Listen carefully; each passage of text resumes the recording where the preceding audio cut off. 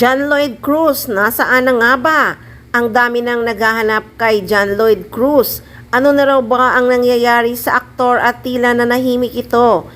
May post nga si John Lloyd Cruz sa kanyang Instagram stories na nasa isang art gallery siya sa Yusto Galleria, Madrid, Spain.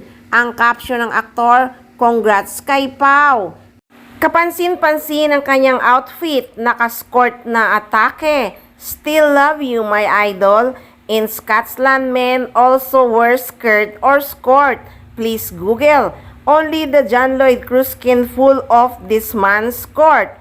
Iba pa rin ang dating ni Idol. Ayaw mo na sa showbiz? Active na ulit si Echo. Ikaw naman ang nawawala. Love your outfit. Been missing you a lot, John Lloyd. Waiting pa rin ako sa movie nila ni Idol Sara. Sir Miggy Cresco. Hi, Poy. Kailan ka na ulit namin makikita sa TV at sa big screen? Miss ka na namin. Nakakamiss naman talaga ang isang John Lloyd Cruz. Isa sa pinakamagaling na aktor ng Pilipinas. Sa hindi nga malamang dahilan ay nanahimik ng ilang taon na si John Lloyd Cruz.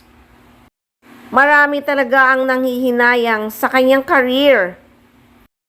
Sana nga ay bumalik na sa showbiz dahil marami talaga ang nanghihinayang sa kanya. Kaya sa mga naghahanap kay John Lloyd Cruz, nasa Spain siya.